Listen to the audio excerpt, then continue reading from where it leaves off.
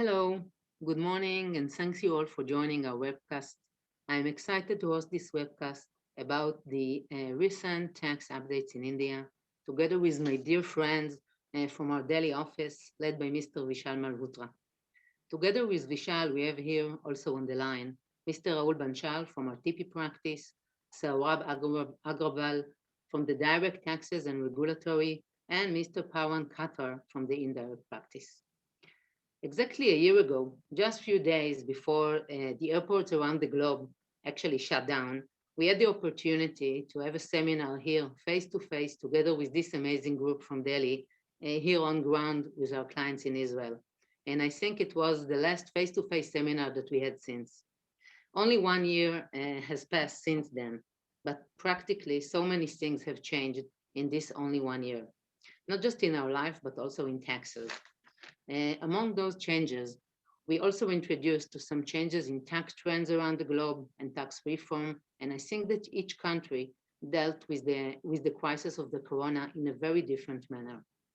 Also in India, we faced in the last year or year and a half significant changes that were introduced around taxes, including, among others, reduction or significant reduction in corporate income tax, cancellation of dividend distribution tax, introducing of equalization levy, and some significant court rulings regarding taxation of software transaction. And there are, on top of it, some additional changes yet to become due to the 2021 budget that's expected to pass in India. We will try to cover in today's call those significant changes and highlight the one that seems more relevant and touch basis more on a type of Israeli clients and the Israeli industry. A few technical maybe comments. The webcast is recorded and will be sent over to you later on following the webcast, including the slide deck itself. To the extent that anyone has any question, you can use the chat and we will review it along the webcast and try to refer to any question that arise. So again, thank you all for joining, and Vishal, the floor is yours. Thank you very much. Thank you. Thanks, Daphna. Really glad to be, getting this opportunity to talk to you on this webcast. As Daphna mentioned, we visited Israel last year, just before the COVID. So I think we did get an opportunity to also interact with quite a number of people in Israel. And thanks for everyone who attended that time and took out time to meet with us. As Daphna mentioned, today we are essentially going to cover some of the tax changes which have been year or so, and more importantly, in India we have a important budget event which is always on the first day of February, and where their tax proposals as well as other fiscal proposals are laid down by the government for the next fiscal year, which is for 21-22. So we will also cover some of the important amendments and changes which have come in this period, plus some key judgments, particularly on software, which got announced yesterday, which could have a very material impact on the revenue flows you may have from India. So I think just before we get into the tax proposals, globally the countries have gone into some difficult phase given COVID. We have had lockdowns across the globe, including in India. We had a complete shutdown in early or mid-March to mid-April. There was a significant impact such lockdown had on the Indian economy, and we saw the GDP degrowing by roughly 24% in the first half of last fiscal year. But again, I think the government was still committed to coming up with fiscal measures to keep the economy on the track as much as possible. And slew of measures were announced in that period. And most importantly, the attempt was made to open the economy as quickly as possible. So we had multiple unlocks, in starting April, mid-April, and today we are effectively at a point where the economy is now largely open. The focus is more on vaccination drive, which started roughly around a month and a half back, and India also took a leadership position in rolling out the vaccination plan, and also has been a big exporter of vaccines to countries around the globe. Now, when the budget proposals were announced, there were expectations that given the significant shortfall in revenues witnessed by the slowdown in the economic activity, there would be new taxes or levies which will be imposed. Fortunately, the government did not come up with any new taxes. There were some amendment in some tax provisions. The government felt there could be some potential tax leakage. But generally, the taxation rates were kept unchanged. We did not have any COVID cess, which was widely expected. And the government also made it clear that the focus going forward has to be on growth and not necessarily sucking out liquidity from the system. And towards that end, the commitment which were made towards controlling the fiscal deficit and trying to bring it down to 3% or thereabout was, set aside. And we witnessed a fiscal deficit of roughly around 9.5% in the current year. And the attempt is now to bring it down to 4.5% over the next 5 years. So we would have an expansionary, approach from the government. More borrowings will be relied upon, but the focus will be on substantial capital expenditure in key sectors of the economy. Together with that, without waiting for the budget, the government has been consistently working on promoting India as a manufacturing destination.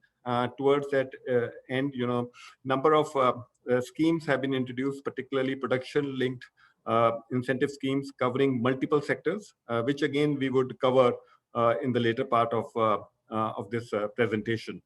So on and all, I think the economy appears to be recovering fast. In the last quarter, the economy has grown by roughly around 0.4%.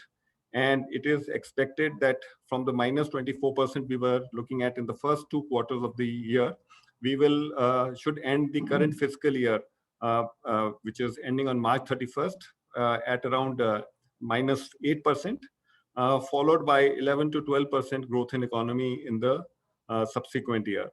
So in that backdrop, I think I'll now get into some of the key tax proposals and tax-related developments.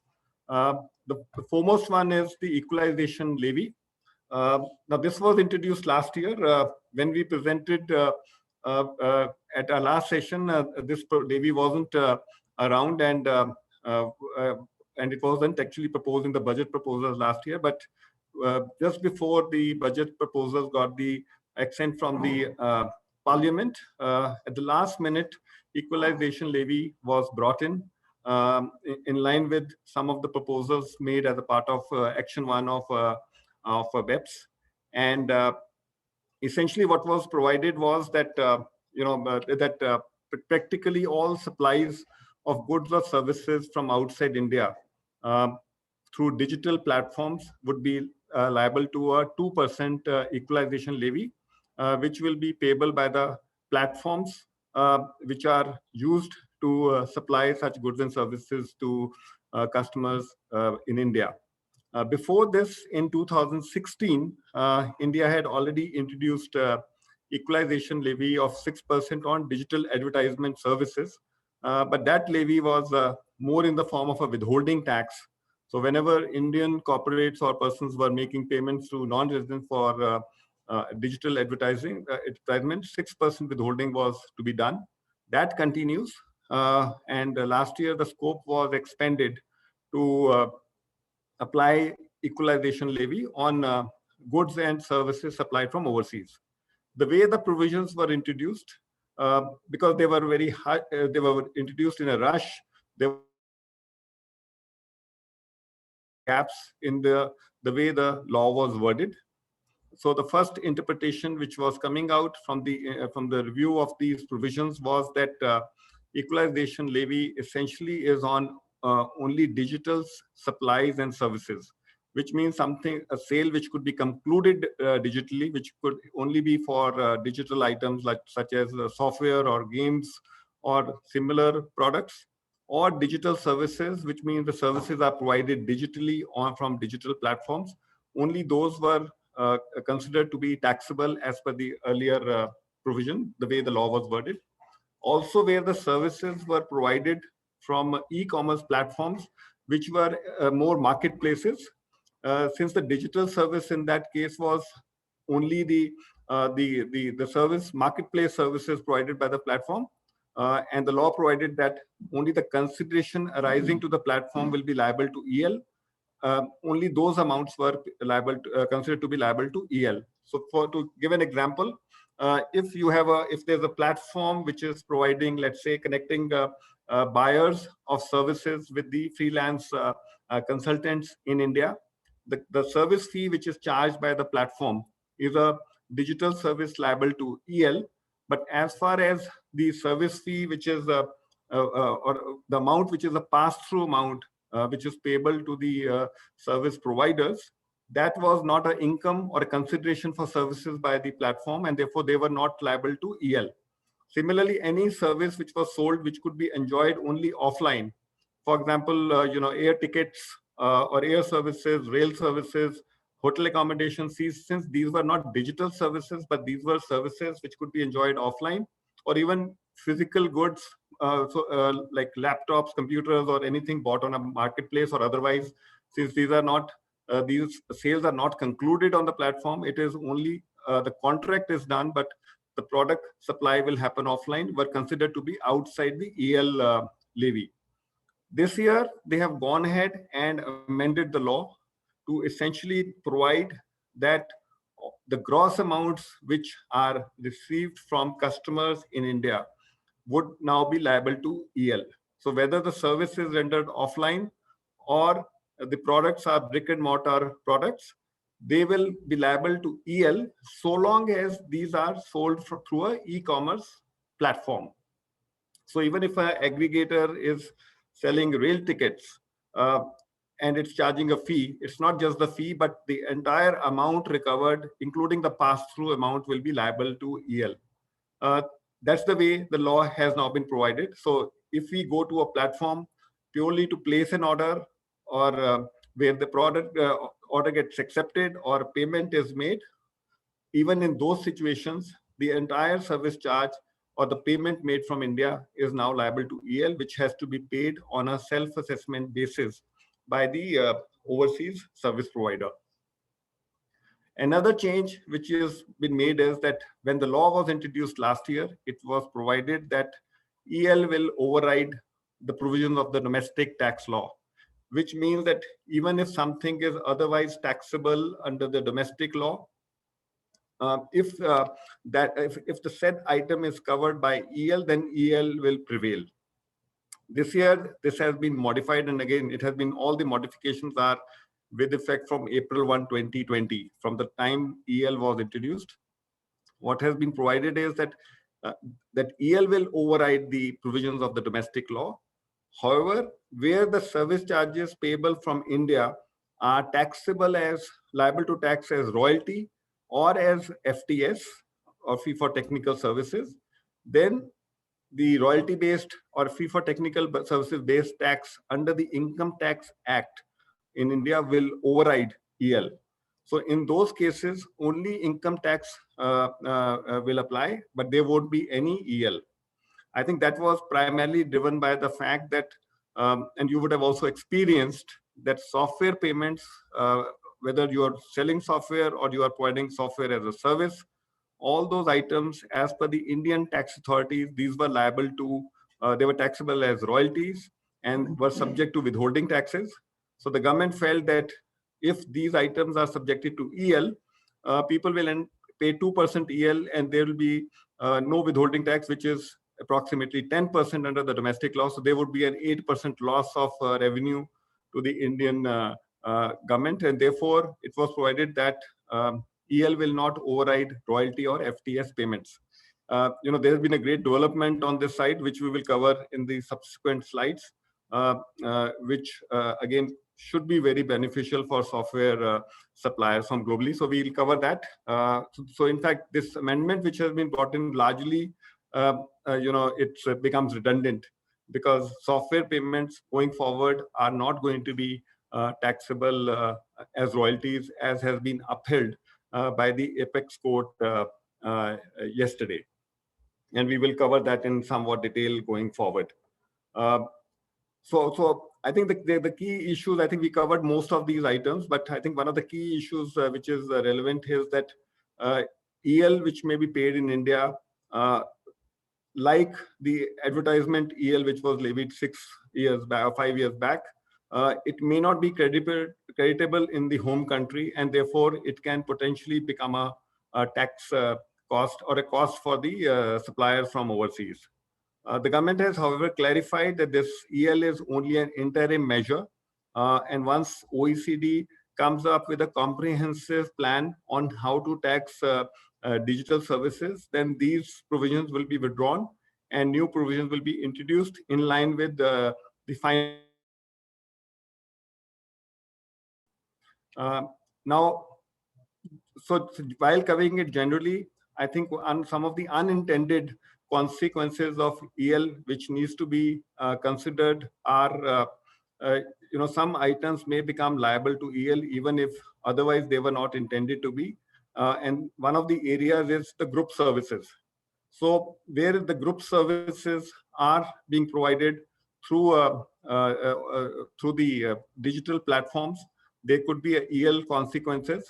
For example, if there are databases which house the experience of the organization, which can be shared or used by group entities across the world, and there are any charges recovered for that, those can be liable to EL. Another area we identified which could pose challenges if there are central procurement systems in the organization, and you have created portals or platforms where group entities can place orders for centralized purchases. These can also now expose the companies which are maintaining these platforms or the group companies at the headquarter level being liable to EL. So therefore, one has to necessarily look at the revenue flows from India to see whether these are liable to EL, which normally may not appear to be the case, but depending on how the businesses are structured, there could be a potential EL risk. Similarly, I think we have also seen that from a transfer pricing perspective also, a number of services get consolidated and get recovered as a single charge. So coming to management charges itself, if we talk about, so most of the costs, there's a single charge going. There may now be a case to really look at what are the key components of the charge and whether these charges now need to be bifurcated between individual items, because some of these items may now become liable to EL. So there would be a need to really have a relook at the way the business is structured, particularly vis-a-vis India, to see whether there's a EL obligation coming in. And now with the software taxation rules being revised basis the Supreme Court ruling, I think a number of service charges which are being maybe recovered by the Israeli companies from India may potentially be now liable to EL as opposed to withholding taxes which were presently being paid. I'll get into the software taxation, the ruling which has come yesterday, and it's a landmark ruling. We were always very confident that this is the law because the courts in India have not necessarily followed the government line, and they have all gone with internationally acceptable accepted principles, OECD guidelines, and that is something which has been upheld by the apex court yesterday, putting to rest long drawn litigation on software payments. Indian government's stand has always been that all payments for software, whether there's a copyright transfer or not, is liable to EL. The typical models which have been used to provide the services is either the services are provided to the customers by the non-residents directly, or these are provided through Indian distributors or resellers. But the license agreement is typically directly between the the supplier and the end user. All the other models which are there again are situations where a hardware is provided with a loaded software. So the bundled supply of hardware and software is another model where the Indian tax authorities have typically bifurcated the supply between hardware and software payments on some rule of thumb basis and imposed withholding tax on supply of software. Similarly, there were situations where there were foreign resellers who were buying software and then selling software to customers in India. And again, there again, the charges were liable to, were subjected to tax by the Indian tax authorities as royalty. So when this matter came up before the apex court, there were some 103 appeals which were there. And in fact, the court has really gone in a most professional way and in a very quick manner. They have in fact concluded on this issue because the hearing started last month, and they wanted all the cases to be divided in these 4 categories so that each of the categories can be looked at and a ruling being given. Now, after considering all these 4 categories, the court pronounced its ruling yesterday. And in each of the cases, the case where the a shrink wrap software is supplied, whether through the resellers or there's a direct supply of software to a customer in India, or there's an embedded software with hardware, or a foreign reseller is used, so long as the copyrighted article has been supplied and there is no copyright transferred, which is there's no right to duplicate, copy, or otherwise exploit the software, it has been clearly laid down that in none of these situations, the payments from India would be liable to tax as royalty. So this will be the position under most tax treaties. There have been some treaties India has concluded wherein it has been specifically provided that software payments will be subject to tax as royalty. Those are very, very few treaties which were signed at maybe 3-4 years back. But under the treaties in general, the language is very, very clear that only where a copyright payment is made for use of a copyright is liable to is royalty. And this is a principle which has been upheld, and it has been very, very clearly laid down that in all the situations, the 4 categories, there would not be any taxation in the hands of the foreign supplier. So this also now gives a big opportunity. One, that on a go-forward basis, you should not be liable to any withholding tax. There could be an opportunity to look at your agreements to make sure that there is no rule for ambiguity.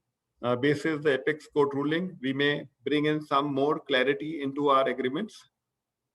Second is we also have to look at the withholding which has been done in the past. Is there a way to claim the money back? There could be various situations, which we have seen in the past. One could be a situation where you have in fact filed a tax return and claimed a refund for the tax in the return, which has not been accepted by the tax authority, and the matter is in litigation. In those cases, clearly in the litigation now, since the apex court ruling is the law of the land, the appellate authority will have to accept it and decide the matter in your favor, and the money will be refunded. Yes, some push and pull can be done to have the matters expedited quickly. Second could be a situation, where you have filed a return where the income has been taxed as royalty, but no appeal has been filed. Now, in these cases, you do not have any appellate remedy right now, but the law provides that one can apply for amendment of that order within 4 years from the end of the year in which the order has been passed. So under those provisions, given that the ruling, now an application can be filed for rectification of the mistake in the order because the law has been incorrectly applied, and the money should become refundable. Then the third situation is where you have not filed any tax returns or have not made any claim for a refund of the withholding which may have been done by the customers in India. Now, in those cases, one can explore filing a petition with the Central Board of Direct Taxes. The law provides that such petitions can be filed for up to 6 years to claim a refund of tax which has been unfairly paid in India. And it has also been provided in the law that where the refund arises due to an order of the court, there you can go back even for a longer period. So I think it is important really to see how much tax has been paid, which all years have been paid, and a claim for that refund can now be made by approaching the tax authority, either the tax authorities through the litigation or by approaching the Central Board of Direct Taxes. And the government will be duty bound to refund the monies back. Yes, we would all need to look at the agreements we have and ensure that there are no gray areas in the agreement in terms of the language used, which leaves scope for a non-acceptance of the claims. But ordinarily, basis our experience, the agreements we have seen in the past, and the clients we have advised on, we would say that 99% of the cases would fall in situations where the money should be refunded back to the taxpayers, because most of the agreements clearly define the scope of the arrangement and also will provide that copyrights are not being transferred, and it will be quite apparent that only a product has been provided. The same principle would also equally apply on software as a service. We have advised quite a number of companies from Israel providing software as a service and have been suffering withholding taxes. So those arrangements also, since no copyright is provided, even in those cases, the monies will now become refundable. So you can all look at what taxes have been paid, and we can also help in determining the strategy on how to get the money back. As I discussed earlier, we have the equalization levy now.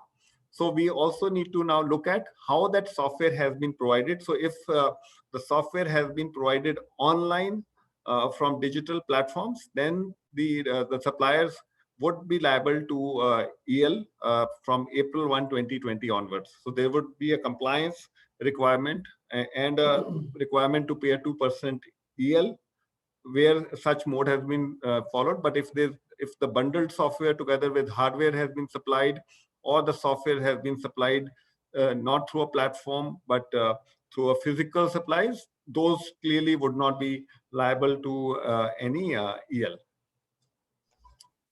Vishal, maybe just completing a bit the discussion from the Israeli angle on that. I think that the court ruling about the withholding in India is basically in line with how tax authorities in Israel view the withholding. We were facing in the last 2 or 3 years some significant assessment by the Israeli tax authorities in cases that they were not willing to allow the withholding tax in credit as a credit in Israel, by saying that basically such a withholding shouldn't apply in cases Right. that there isn't any transfer of the IP per se, but it is just a copy of the software and so on. So it's totally in line with how the Israeli tax authorities viewed it. I think that it is important that as part of going and asking for refunds in India, see how we file tax returns here in Israel, and whether we claimed it as a credit, yes or no. Potentially, we will need to do amendment in the Israeli side as well, obviously, if we get the refund. So this is one thing. Secondly, obviously, with respect to the EL, it is important to, and maybe one thing to clarify, as opposed to the withholding that the end clients in India used to do the withholding, and we were just, sit back and receive less money as a result of the withholding. When it comes to the EL, we need to be proactive. The end client is not the one that is actually remitting the payment to the Indian authorities. Subject to the EL, will open files, will open a bank account in India, and will actually be proactive in doing the payment. And this is important as a result of the fact that the penalties on non-compliance and on not paying the EL are significant in India. And maybe last thing on this respect, the ability to obtain credit in Israel on the EL is also, I would say, an interesting angle. Basically, in Israel, tax authorities are publishing a reportable transaction that should be included in the tax return of an Israeli payer. In the draft reporting, this was included as one of them, according to which Israeli authorities believe that this tax is not creditable in Israel. And and the end of the day, in the last version, this was deleted. And now we do expect that this will be the position of the tax authorities. However, in parallel, we do believe that there are cases in which good position could be taken why this tax should be creditable. And in other cases, depending on, it's very fact dependent, but at least could be taken as an expense, even if not creditable. And I think it's worth, checking this and see how we are going to report this tax in the Israeli filings and deal with it going forward. And Daphna, you really raised the point. I think we covered it. Maybe I didn't say it, but it was in the slides that I think it's very critical to also examine what was the position taken in Israel. Because our own experience has been that and this has been one of the big complaints from the clients, has been that while India has been imposing withholding taxes, the overseas countries typically would not give credit because the withholding in India is not in accordance with the provisions of the tax treaty. So I think it will become important that, with this ruling, even if at a practical level, any withholding credit has been given, the authorities there may also wake up to really see whether withholding has been allowed or not. So it becomes important that claims are filed. While the claims are filed in India, relevant action is also taken in Israel to see that, there's no double credits being taken for, the same taxes. So that, thanks for, raising this point. Just one point before we, really get into this. I think after this ruling, where, software is now clearly out of the royalty-based taxation, what becomes important is that we should now also focus on how we are selling software. One is you are selling through a platform. We talked about the EL, which is on the supplier. But if you have India sales marketing entities, we need to also look at that part in terms of what role, what functions the local entity is playing in terms of sales, sale or supply of software.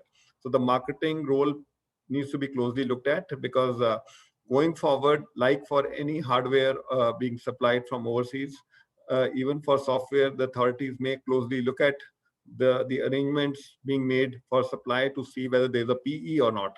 So the PE risk evaluation becomes more important, because in the past, the 10% withholding, with that withholding, they were never concerned about whether there's a PE or not.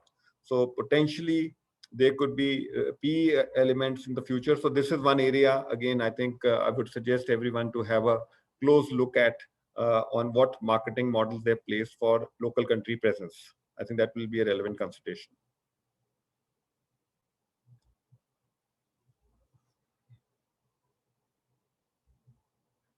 Again, next one, again, I think it should be largely applicable to Indian residents. So this will be more relevant from a Indian subsidiary standpoint. So again, I think the attempt of the government is now more on increasing the tax base in India, or the number of taxpayers in India. We still have in a population of 140 or 140 crores, which is around how many billion? 1.4 billion people. So in a 1.4 billion people, I think not more than 1% file tax returns, or 1.5%, and this also includes corporates. So the compliances have been low, and that's also one of the reasons that people who file tax returns are audited more closely, and attempt is always to maximize revenues from the filers. So the government is now trying to increase the tax base by imposing withholdings to ensure that more and more transactions are visible to the tax authorities, and they can be brought within the tax net. So last year, they had brought in a provision which was not a withholding, but which was more a TCS, tax collection at source, which provided that if anyone is buying more than if anyone is selling, if somebody is buying more than 50 lakh rupee worth of, goods or services, goods which will be roughly around $80,000 worth of goods, then the person will have to recover TCS at the rate of 0.1%.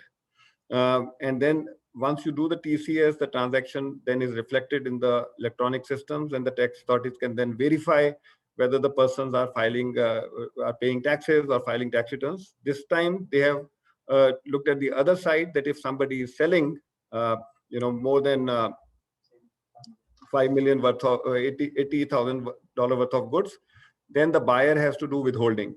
So in all these situations, they've said that where there's a withholding, there won't be any TCS. But if there's no withholding, then TCS will apply.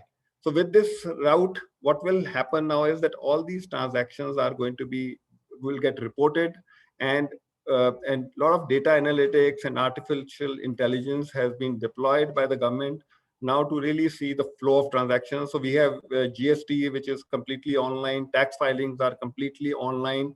A lot of data really see that the requisite taxes are being paid.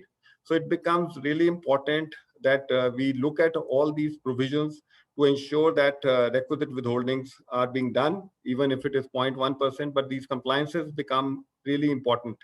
And also, we have to ensure that when we are making payments to the persons and doing withholding, that the other person not only has a permanent account number, which is a tax registration, but now the law also provides that the recipient also has to be filing his tax returns for last 2 years. So these are additional compliance burdens which have now come in. And so the request has been made to the government that all these elements need to be brought into a portal, because everything is filed electronically, so that the payers can then verify the filings and the PANs and other details from the system to ensure that they can do the withholding at the right rates. Because if any of these elements are missing, the withholding rates multiplies. So in the case of the TDS provision we just discussed about, the rate goes from 0.1% to 5%.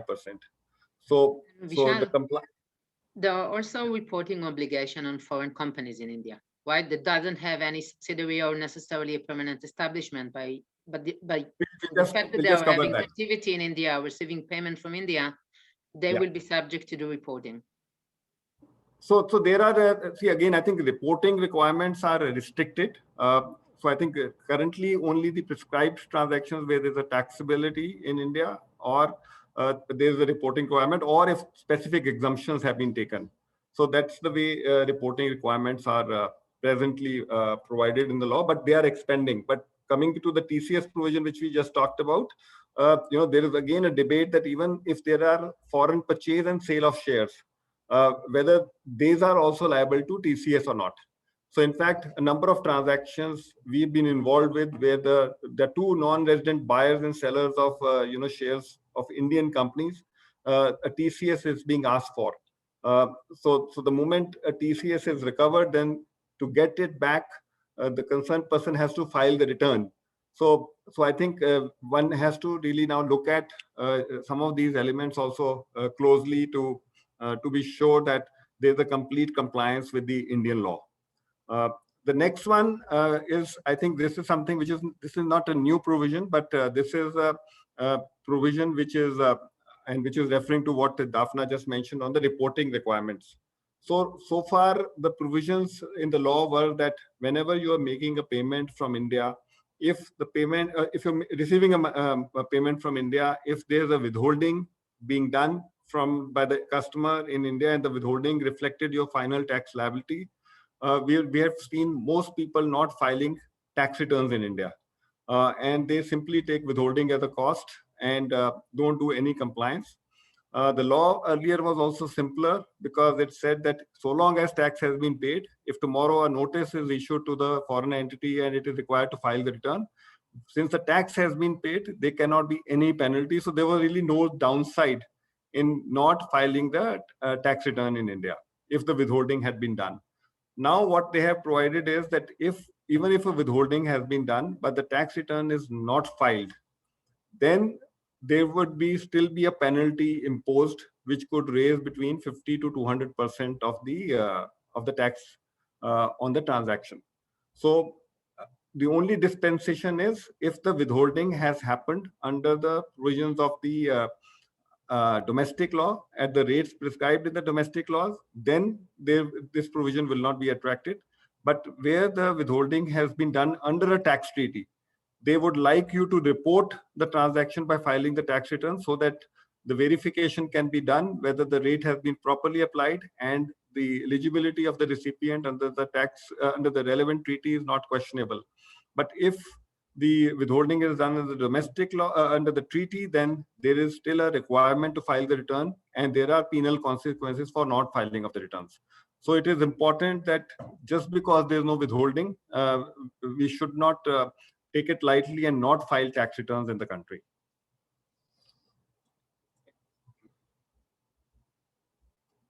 Coming to the next provision, unlike the traditional system of taxation of dividends, where the dividends are typically subjected to withholding and are taxable in the hands of the shareholders, India had a reverse system whereby dividends were not taxable in the hands of the shareholders, but these were taxable in the hands of the company paying the dividends as an additional income tax. So if a company was paying dividends to the shareholders, whether Indian or non-resident, and 100 was a dividend paid, then the Indian company was liable to pay dividend distribution tax of 20.56. So the total payout for the company used to be 120.56. And the logic, the reason to provide for this provision was that particularly in case of listed companies, dividend gets distributed to thousands of people, and at times these are also very small amounts, and mostly the dividends were not reported and offered to tax by the recipients. So this was the ease of collection of dividend tax by imposing the liability on the dividend distributing company. This year, last year, the government in last year's budget changed the provision, and we are now back to the traditional system of taxation of dividend, where the dividends are subjected to withholding taxes in India, and the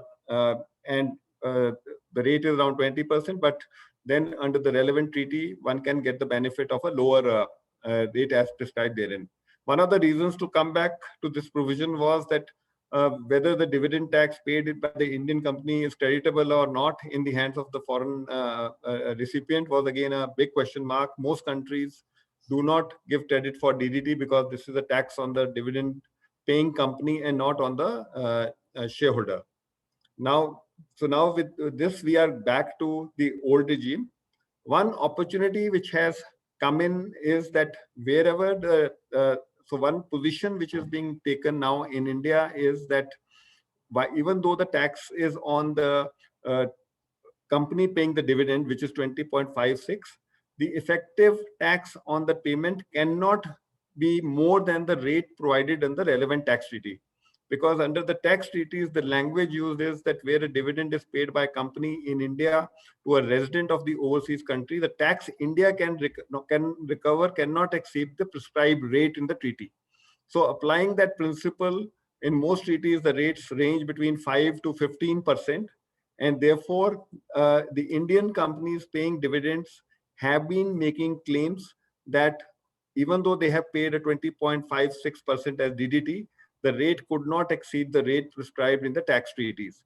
So this was it's not a settled issue, but it is something which is a good position to take. And in fact, a number of companies in India have made the claims.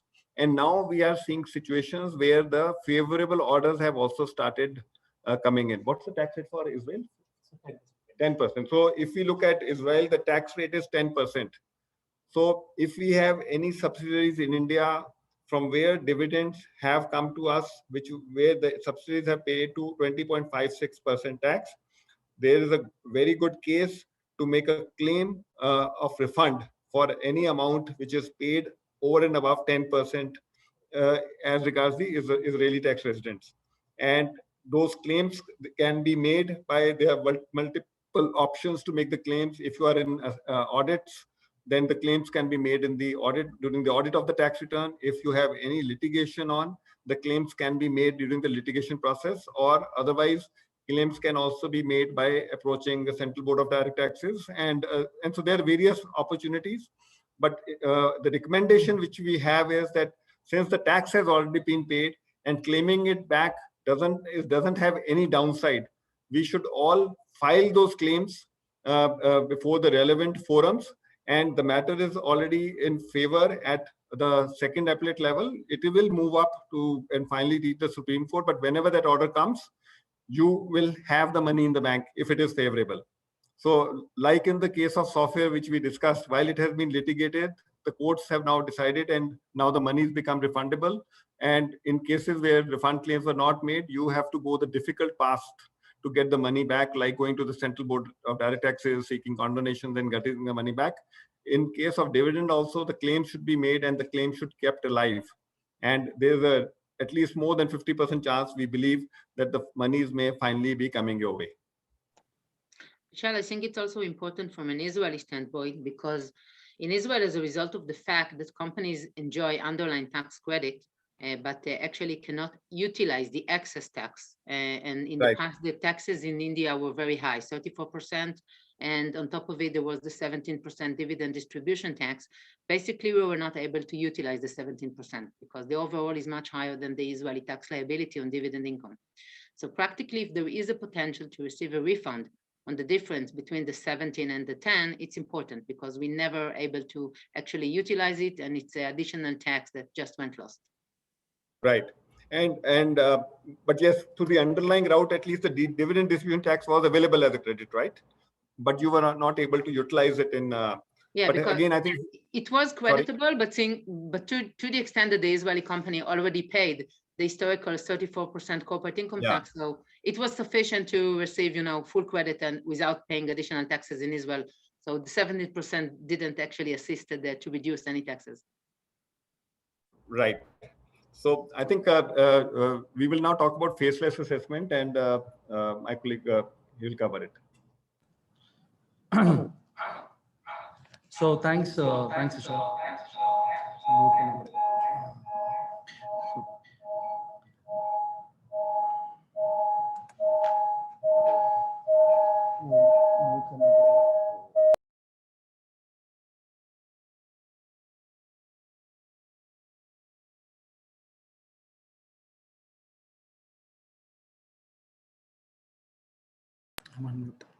Right. So I think for the faceless assessment, what is relevant would be just one second.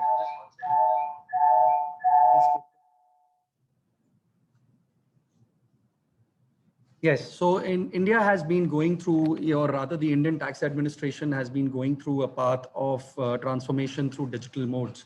And they have come up with a lot of data analytics methods. It all started with the introduction of GST back in 2017, where about 12 odd million registered people were registered, or users were registered on the GST portal.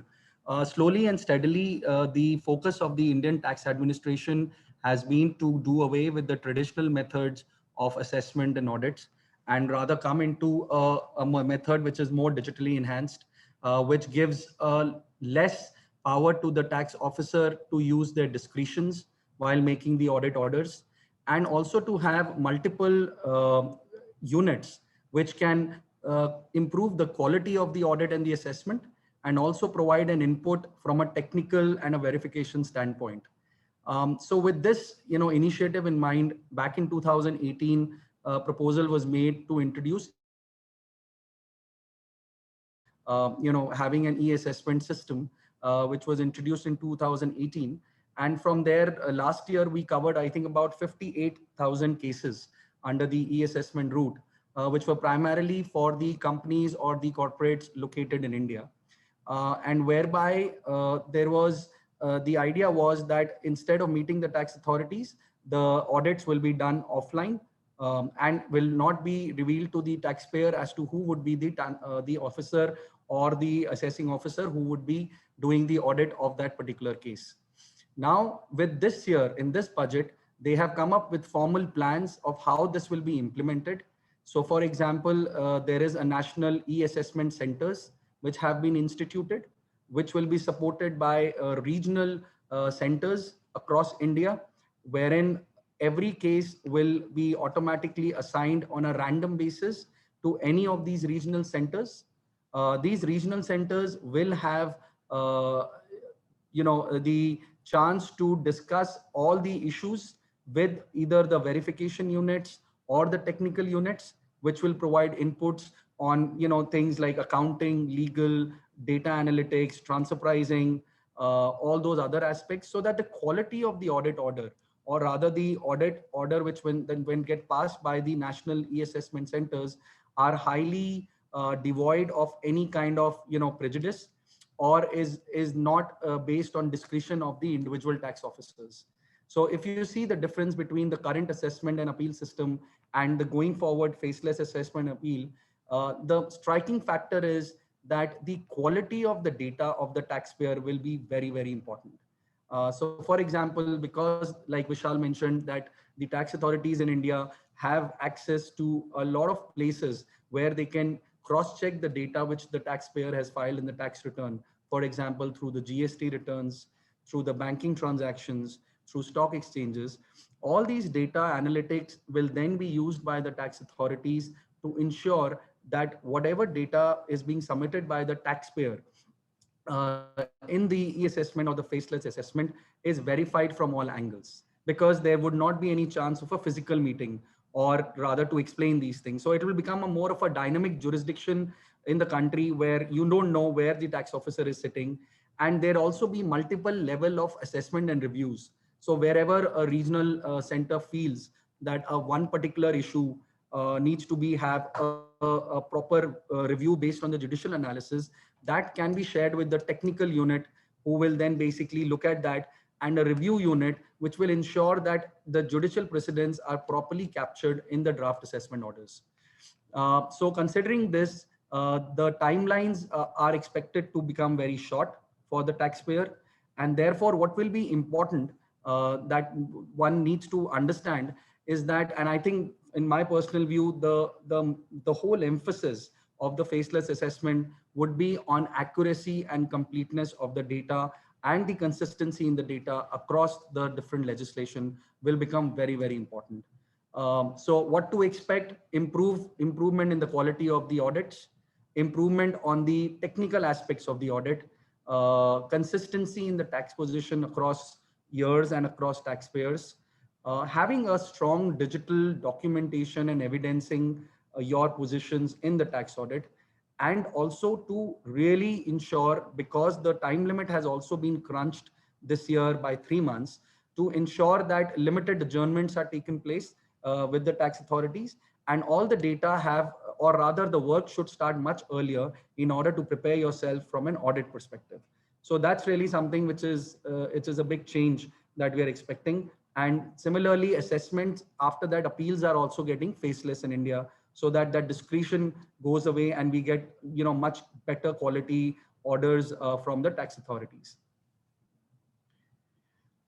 Moving to, before we come to the PLI, I thought maybe just quickly we can cover one update, specifically maybe people from the defense sector, and the major change which has happened in India in the last 6 months in the sector, that the sector has been opened up further, and the FDI limit has now been increased from 49% to 74% in order to encourage Make in India and ask the foreign suppliers to come into India, do transfer technology and the know-how, because all along foreign collaborators were wary of having only 49% stake in the Indian JV entity, and therefore to encourage them, the 74% FDI has been opened up with the condition that this will apply only to those players who require an industrial licensing.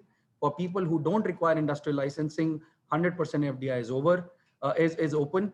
And also the fact that this 74% will apply only to any new industrial license that you operate or you have in India. One more change that has happened this year is that in the DAP 2020, which is the defense policy of India in 2020, no offsets case has been made by the government. When there is a single vendor case, for example, India places a purchase order with a foreign government, which we call as foreign military sales. For example, if India places an order directly to the government of Israel, then in that case, the offsets, which used to be about 30 to 50%, will not be applicable on those cases. Similarly, some changes have been made in the multipliers and also on enhancing the indigenous content of the Indian defense industry. So that was a big change that has happened in the FDI for the defense sector. I'll request Saurabh now to also speak about the production linked incentive, which is also one of the major initiatives that this government has taken in this budget. Saurabh, over to you. at the overall global trends, the Indian government has come up with a production-linked incentive scheme. What do we mean by production-linked incentive scheme, and what Saurabh, was the unable to hear requirement? you. Am I audible, Pawan? Am I audible? Pawan, am I audible?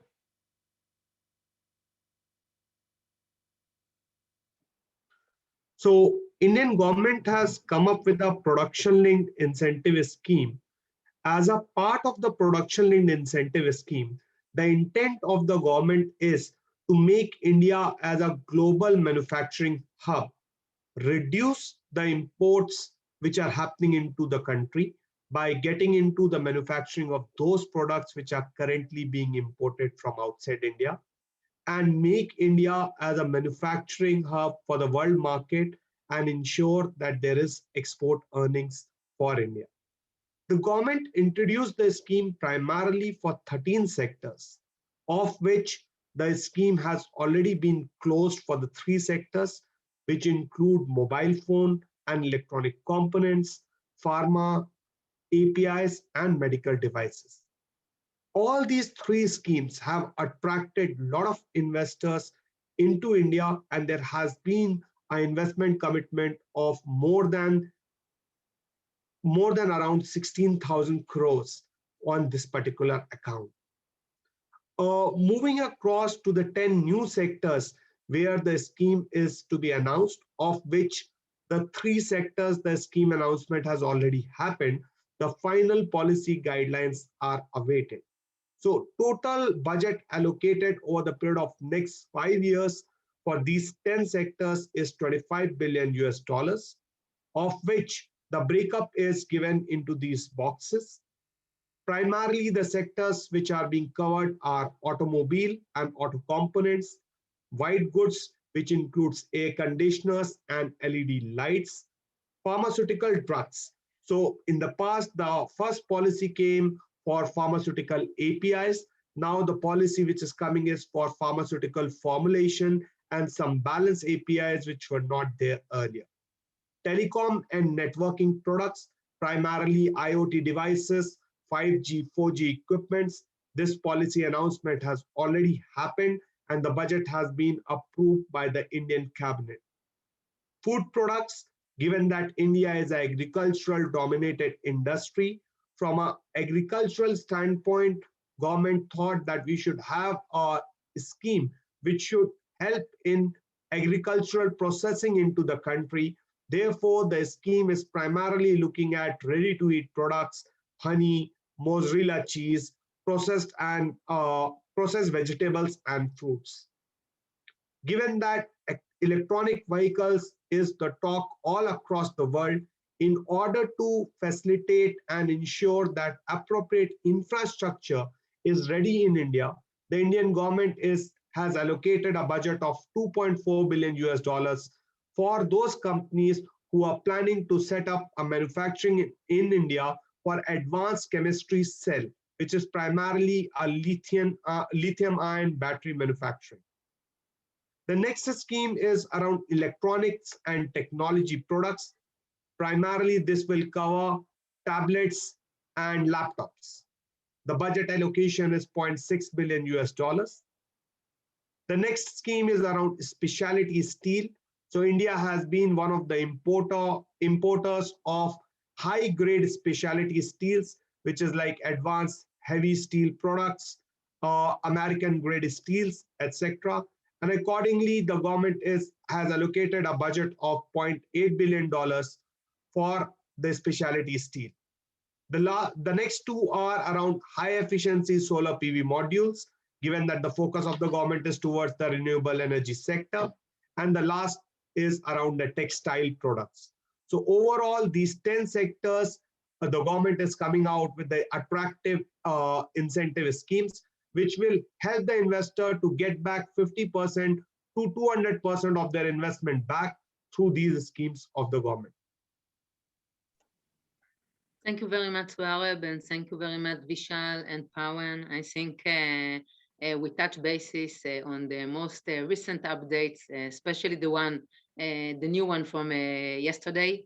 I think it was very, very helpful. And for you in the audience, feel free to reach us out with any questions that you have. And if you want to take it to a more detailed discussion, we are here for you. And thank you very much for joining.